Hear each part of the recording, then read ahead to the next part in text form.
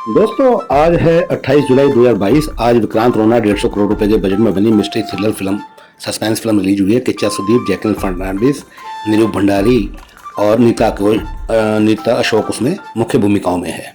नायिका है नीता अशोक और बाकी जैकलिन का उसमें एक आइटम नंबर है जो ठीक ठाक सही है। फिल्म को आज रिस्पांस जिस तरह से मिला है तो इस पर उंगलियां उठनी शुरू हो गई है। इसके निर्देशक जो कैप्टन हैं इस फिल्म के जहाज के, उन पर उंगलियां उठनी शुरू हो गई अनु भंडारी जी भी कि उन्होंने अपनी 2015 की ही फिल्म का एक रीमेक या प्री सिक्वल बनाया। उन्होंने एक इंटरव्यू में बोल भी दिया कि ये प्रीक्वल है इनकी 2015 की फिल्म रंगी तिरंगा का, जो कन्नड़ भाषा में all over the world release हुई थी और जिसकी अभी पूर्ण सफलता का हम आज चर्चा करेंगे। दोस्तों मेरा नाम है Deepak Kumar Detwal, filmography and social tips में आपका स्वागत है। दोस्तों फिल्म का नाम है रंगी तिरंगा, जिसका इंग्लिश में शाब्दिक अर्थ है कलरफुल वेव। ये एक 2015 की इंडियन कन्नड़ फिल्म है और भाषा की फिल्म है मिस्ट्री थ्रिलर, जो कि एक हॉरर और हू डन इट सीरीज वाली फिल्म है और काफ़ी रहस्य में फिल्म है, डार्क थीम पे फिल्माई गई है। इसमें जो लेखन और इसका निर्देशन किया था अनु भंडारी जी ने किया था और इनकी डेब्यू फिल्म थी एज ए डायरेक्टर और प्रोड्यूस किया था एच के प्रकाश ने। बैनर का नाम था श्री देवी एंटरटेनमेंट और इसमें 3 कलाकार थे जिन्होंने डेब्यू किया था as an actor, Neeru Bhandari ji, Radhika Chetan और अवंतिका शेट्टी। और इसमें खलनायक के तौर पे थे साई कुमार जी, जो कि काफ़ी पुराने मुख्य कलाकार रहे हैं। दोस्तों इस फिल्म की सिनेमेटोग्राफी की थी लांस कप्लैन और विलियम डेविड ने। एडिटिंग की थी परवीन जोयप्पा ने और इसका म्यूजिक जो दिया था, आप यकीन नहीं मानेंगे, अनु भंडारी जी ने म्यूजिक दिया था। बैकग्राउंड म्यूजिक दिया था बी अजनीश लोकनाथ जी ने। डिस्ट्रीब्यूट किया था इस फिल्म को जैना फिल्म्स ने और जुलाई 3, 2015 को यह रिलीज हुई थी इंडिया में। रनिंग टाइम था इसका 149 मिनट्स। दोस्तों इस फिल्म का बजट मात्र 1.5 करोड़ था और इसने वर्ल्ड वाइड ग्रॉस कलेक्शन किया था पूरे 43 करोड़। अविश्वसनीय और बहुत ही अभूतपूर्व उपलब्धि। दोस्तों अनु भंडारी जी को इस फिल्म का मूल आइडिया आया था एक थीम सॉन्ग से, जो कन्नड़ के एक टेलीविजन सोप ओपेरा में यूज किया गया था। उस शीर्षक था उसका, उस थीम सॉन्ग का डनन्ना डनन्ना। यह कन्नड़ टेलीविजन सीरीज जो है 1990 में रिलीज हुई थी और सोप का नाम था गुडाडा भूता।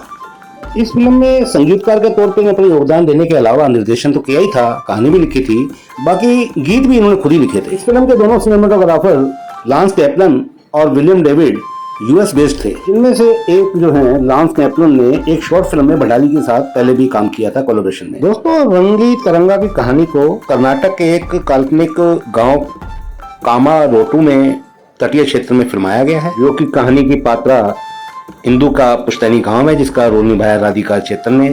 कुछ बुरी दुर्भावनाओं और दुष्प्रभाव से बचने के लिए वह एक पूजा का आयोजन करते हैं अपने पुश्तैनी गांव में। वे अपने पति गौतम के साथ, जिसका रोल निभाया नीरू भंडारी जी ने, गांव जाते हैं। खास तौर पर इंदू की इच्छा होती है, इसलिए उसका पति गौतम उसके साथ उसके पुश्तैनी गांव में पूजा का आयोजन करने चाहता है उनके साथ। वहाँ इंदू ऐसे में ढंग से गायब हो जाती है। गौतम उसकी तलाश करता है, पुलिस की मदद लेता है और उसके बाद एक के बाद एक राज खुलते हैं और असली क्रिमिनल पकड़ा जाता है। फिल्म के ज्यादातर हिस्सों की शूटिंग मैसूर, बंगलोर, मदिकेरी, उटूर, सीरा, कोट्टापालम, अल्लापुझा और ऊटी में की गई थी।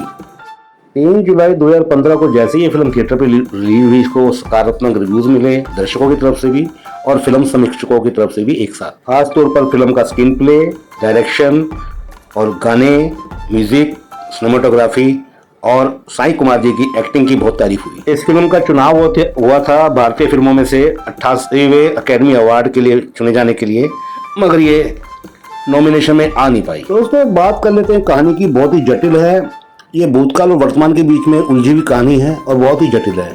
फिल्म को 5-6 बार देखने के बाद भी आप समझ नहीं पाओगे। कहानी का सार बताता हूँ, आपको बताने की कोशिश करता हूँ।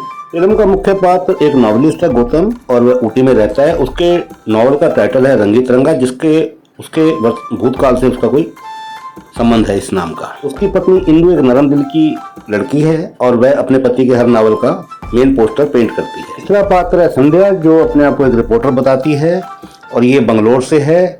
ये सर्च कर रही है एक ऐसे राइटर की जो गुमनाम है, जिसका असली नाम पता नहीं है, मगर उसका पेन नाम है अनास्कू।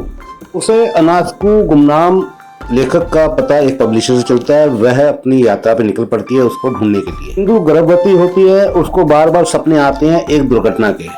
इंदू अपने पति गौतम से आग्रह करती है कि इन बुरी सपनों से बचने के लिए वह अपने गांव पुश्तैनी जाना चाहती है। पुश्तैनी गांव कामराटू, जहां वह कुछ पूजा विधि करके इन चीजों से छुटकारा पाना चाहती है। गांव में आने के बाद पोस्ट मास्टर कलिंगा से गौतम की दोस्ती हो जाती है। इसके अलावा गौतम की दोस्ती वहाँ के हेडमास्टर शंकर से हो जाती है, जो काफी बुजुर्ग होते हैं। इस घर में रहते रहते इंदु को कई डरावने अनुभव होते हैं। एक बार वह कुएं से पानी भर रही होती है तो उसे लगता है कोई उसे कुएं में धक्का दे रहा है, डुबो रहा है।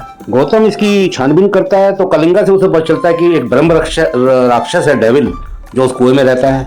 कलिंगा उन्हें यह भी बताता है कि कामारोट्टू का जो उनका अपना घर है वह भूतों से घिरा हुआ है और भूत का नाम है गुडाडा भूता। गौतम की छानबीन से वहाँ के कुछ मजबूत पॉलिटिशियन व्यक्ति जो है नाराज हो जाते हैं और वो अपने कुछ गुंडों के द्वारा गौतम को घायल करवा देते हैं। इसी दरमियान संध्या रिपोर्टर उस लेखक की तलाश में कामारोट्टू आ जाती है। एक रात को इंदु घर से गायब हो जाती है। पुलिस से पूछताछ के दौरान पता चलता है कि इंदु की मौत तो एक एक्सीडेंट में 6 साल पहले हो चुकी थी। गौतम बहुत दुविधा में हो जाता है। विचलित होकर वह अपनी पत्नी को ढूंढने की पूरी कोशिश करता है। पुलिस से भी बहुत नाराज होता है, उसकी बहस भी होती है इंस्पेक्टर से।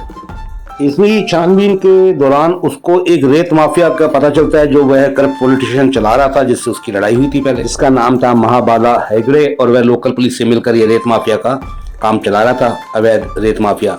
इससे गौतम को ये एहसास हो जाता है कि इस पॉलिटिशियन ने, करप्ट पॉलिटिशियन ने जो उस पर आक्रमण करवाया था, केवल अपनी गतिविधियों को छुपाने के लिए करवाया। इसी बीच रिपोर्टर संध्या मिलती है गौतम से और उसकी हेल्प करती है उसकी पत्नी को ढूंढने में, और एक डायरी उसे हरिणी के नाम से मिलती है इसी छानबीन के दौरान। ये डायरी गौतम के हाथ लगती है।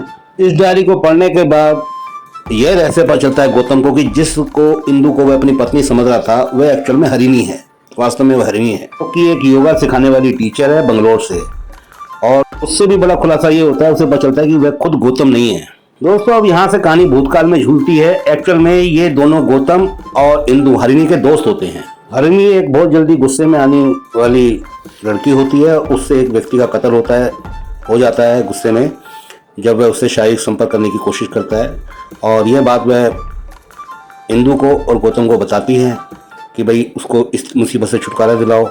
तब वह गौतम और इंदु उसकी हेल्प करने के लिए उसको कामारोट्टू एक एलिबाई के तौर पर, एक गवाही के तौर पर ले जाते हैं। अब यहाँ यह भी पता चलता है कि गौतम वास्तव में सिद्धार्थ नाम का एक सिंगर था, राइटर था, जो कि एक्चुअल में संध्या को प्यार करता था। वह अपने कुछ दोस्तों के साथ अपनी बाइक पर निकल जाता है, संध्या को कहते हुए सिद्धार्थ कि मैं कुछ दिनों में वापस आ जाऊंगा। धुंध की वजह से सिद्धार्थ और उसका दोस्त जो बाइक पर होते हैं वो एक कार से टकरा जाते हैं। उस कार में इंदु, गौतम और हरिणी होते हैं, जो कामारोट्टू जंक्शन पर एक्सीडेंट हो जाता है कोहरे की वजह से। इस दुर्घटना में सिद्धार्थ अपनी याददाश्त खो बैठता है, किंतु जिंदा बच जाता है। उसके अलावा हरिणी बच जाती है और उसके अलावा कोई नहीं बचता, क्योंकि हरिणी से कत्ल हो गया था एक बंदे का।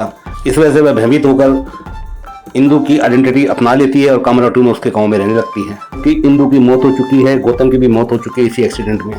इंदु का नाम अपनाने पर वह अथॉरिटी को, पुलिस वालों को, जांच विभाग वालों को भी यही कहती है और गौतम बना देती है सिद्धार्थ को, यह कहकर कि वह उसका पति गौतम है, क्योंकि सिद्धार्थ अपनी याददाश्त खो चुका था। वह मान जाता है इस बात। इसी लाचारी में वह हरिणी की हर बात मान लेता है, उसको इंदु समझ लेता है और खुद को वह गौतम मान लेता है उसके पति के रूप में। दोस्तों, कहानी फिर वर्तमान में आती है। अब जो इसका मुख्य पात्र गौतम कह लो या सिद्धार्थ कह लो, और उसके साथ संध्या जो है रिपोर्टर, वह छानबीन करते हैं पुलिस के, वहां जाकर रिकॉर्ड खंगालते हैं सारे। उन्हें गुमशुदा व्यक्तियों की तलाश की फाइल में एक जगह एक रहस्य पता चलता है कि वहाँ मिसिंग केस हर साल आता है। 7 जुलाई की हर तारीख को एक लेडी मिस होती है। वह उन गुमशुदा औरतों के परिवार वालों से मिलते हैं तो एक रहस्य और खुलता है कि वह सारी ही औरतें प्रेग्नेंट थी, गर्भवती थी, और जैसे कि इंदु या हरिणी, दोनों नाम से आप कह सकते हो, वो भी गर्भवती थी जब वो गायब हुई थी। इन सब गतिविधियों गायब होने के पीछे गुडाडा भूता का हाथ बताया जाता है छानबीन के दौरान। वहाँ के स्थानीय डॉक्टर और हेडमास्टर शंकर से पता चलता है कि कलिंगा ही वास्तव में पोस्टमास्टर जो होता है वो ही गुडाडा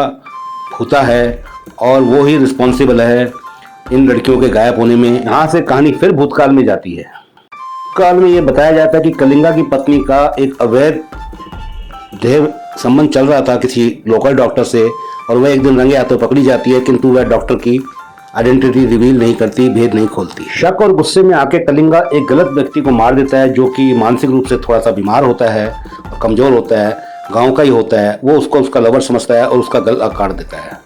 वह अपनी पत्नी को बहुत टॉर्चर करता है 11 दिन तक एक सुनसान बंद कमरे में बंद करके, और अंत में वह अपनी पत्नी का खात्मा कर देता है। और इसी ट्रॉमा से वह गुजर रहा होता है। गुस्से में आकर वह दुनिया भर की औरतों से बदला लेने के लिए अपने आप को एक डेविल के रूप में वेशभूषा में मेकअप करके रखता है, और उसी दिन की उसी तारीख को हर साल वह औरतों का कत्ल करता है किडनैप करके। दोस्तों, कहानी फिर वर्तमान में आ जाती है। कत्ल का वह दिन 7 जुलाई का होता है हर साल। वह दिन जब आ जाता है तो वह मारने वाला होता है इंदु या हरिणी जो भी कह लो आप, कलिंगा। तभी गौतम और संध्या उसको ढूंढते ढूंढते वहां आप पहुंच जाते हैं। यहाँ गौतम और कलिंगा में बहुत घमासान लड़ाई होती है, उसमें कलिंगा मारा जाता है और इस तरह से वह इंदु या हरिणी दोनों को जो भी नाम से पुकारो वो बचा लेता है। बाद में इंदु एलियस हरिणी एक बच्चे को जन्म देती है। संध्या गौतम से यह विश करती है, उसे ये सलाह देती है कि वह अपने पास के साथ ज़्यादा छेड़छाड़ ना करे, जहाँ है वहीं खुश रहे, जबकि वह उसका असल में मंगेतर सिद्धार्थ होता है। किंतु वह यह बात सिद्धार्थ या गौतम को बताती नहीं है, खाली बस वह उसे सलाह देती है कि वह अपने भूतकाल को ज़्यादा ना छेड़े, क्योंकि गौतम को ये तो पता चल जाता है कि वह सिद्धार्थ है डायरी से हरिणी की, मगर उसे ये नहीं पता चला कि संध्या से वह बहुत प्यार करता था और लगभग वो दोनों शादी करना ही चाह रहे थे एक दूसरे से। इस तरह से संध्या अपने प्रेम प्यार का बलिदान देकर सिद्धार्थ को, इंदु या हरिणी कह लो आप, उनको हवाले करके चली जाती है। यहीं फिल्म का अंत हो जाता है। दोस्तों, संध्या का रोल निभाया था अवंतिका शेट्टी जी ने, बाकी राधिका चेतन ने तो निभाया था इंदु, सुवर्णा और हरिणी का रोल, और निरूप भंडारी ने निभाया था गौतम, सुवर्णा और सिद्धार्थ का रोल, और साई कुमार जी ने निभाया था कलिंगा का रोल, जिसका पूरा नाम था इस फिल्म में थेंका बेल रविंद्रा कलिंगा भट्ट। हेडमास्टर शंकर का रोल निभाया था अनंत वेलू ने, जो इंस्पेक्टर छानबीन करता है गुमशुदा केसों की, जो थाने का इंचार्ज होता है, अरविंद राव ने रोल निभाया था उनका। करप्ट पॉलिटिशियन महाबाला हेगड़े का रोल निभाया था शंकर अश्वाथ ने। अनूप भंडारी जी ने गौतम का रोल निभाया था, जो शुरुआत में गौतम असली होता है उसका। दोस्तों, इस फिल्म की सिनेमाटोग्राफी में 4 चांद लगा दिए थे हॉलीवुड के 2 बहुत बड़े नामचीन सिनेमाटोग्राफर ने, जिनके नाम मैंने आपको बताए हैं, लांस कैपलन और विलियम डेविड, और उन्होंने अपनी उम्मीदों से बढ़कर काम दिखाया। दर्शकों में इस बात की बड़ी उत्सुकता थी कि हॉलीवुड के 2 बड़े सिनेमाटोग्राफर इस फिल्म में क्या कारनामा करेंगे। दोस्तों, फिल्म में कुल 10 गाने थे और गाने बहुत हिट हुए थे, और इनका संगीत दिया था अनूप भंडारी जी ने। इनके गानों में जो थीम सॉन्ग यूज किया गया था उसके राइट्स खरीदने के बाद। दोस्तों, फिल्म को रीजनल सेंसर बोर्ड ने यूएस सर्टिफिकेट दिया था, और इस फिल्म को कर्नाटक में तो सफलता मिली रिलीज होने के बाद, किंतु इसको विश्व स्तर पर इतनी तारीफ मिली कि इसको बाद में विदेशों में रिलीज किया गया, जैसे जर्मनी, नीदरलैंड, आयरलैंड, अगस्त 2015 में। वहाँ इस फिल्म को इतना पसंद किया कि उसके बाद तो इसको विदेशों में रिलीज करने का तांता लग गया। उसके बाद ये यूनाइटेड स्टेट में रिलीज की गई, द यूनाइटेड किंगडम में, कनाडा में, न्यूजीलैंड में, ऑस्ट्रेलिया में, नॉर्वे में, Singapore, Hong Kong, Japan, Sweden, Finland, Switzerland, Malaysia और डेनमार्क में, इसके अलावा भी अलग देशों में इसको रिलीज किया गया विश्व स्तर पर। दोस्तों, सभी फिल्म समीक्षकों ने एक स्वर में इस फिल्म को आउटस्टैंडिंग बताया। इसके डायरेक्शन की, सिनेमाटोग्राफी की, अभिनय की, सभी पात्रों की बहुत तारीफ हुई, साई कुमार की स्पेशली, म्यूजिक की भी, गीत संगीत की बहुत तारीफ हुई, बीजीएम की भी, और इसको इतनी अच्छी रेटिंग मिली। इसने डोमेस्टिक बॉक्स ऑफिस पर भी कमाल दिखाया, विदेशों में भी इसने काफी पैसा कमाया। जहां तक बॉक्स ऑफिस की बात है, पहले वीकेंड में 3 दिनों में इसने ऑक्यूपेंसी कम ही रजिस्टर करी थी, और धीरे धीरे वर्ड ऑफ माउथ से वो ऑक्यूपेंसी 100% जंप ले गई।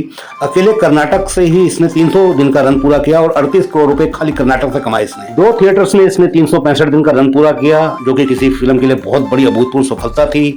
आइनॉक्स मंत्री स्क्वायर में, जो कि बेंगलुरु में मालेश्वर जगह में ही स्थित है। दूसरा भी थिएटर बेंगलुरु में ही था, सिनेपोलिस रॉयल मीनाक्षी मॉल।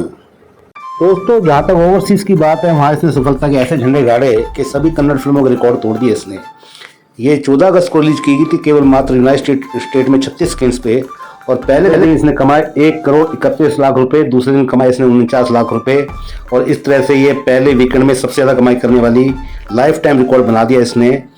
जितनी भी कन्नड़ फिल्में थे सबका रिकॉर्ड यूएस में तोड़ दिया था। न्यूयॉर्क टाइम्स में इसका नाम भी आया highest box office grocer weekend के लिए, और इसने कन्नड़ फिल्म के हिसाब से 50 दिन का रन पूरा किए, और ओवरऑल इसने 2 करोड़ 10 लाख रुपए यूनाइटेड स्टेट्स अकेले कमाए थे। दोस्तों, जहाँ तक अवार्ड की बात है, कर्नाटक स्टेट के साइमा अवार्ड, आईफा उत्सव अवार्ड और फिल्म फेयर अवार्ड वगैरह सब मिलाकर इसने कुल 17 अवार्ड जीते, और इसको नॉमिनेशन मिला था इन अवार्डों के अलावा 12 कैटेगरी में, जो कि अपने आप में एक अभूतपूर्व बात थी।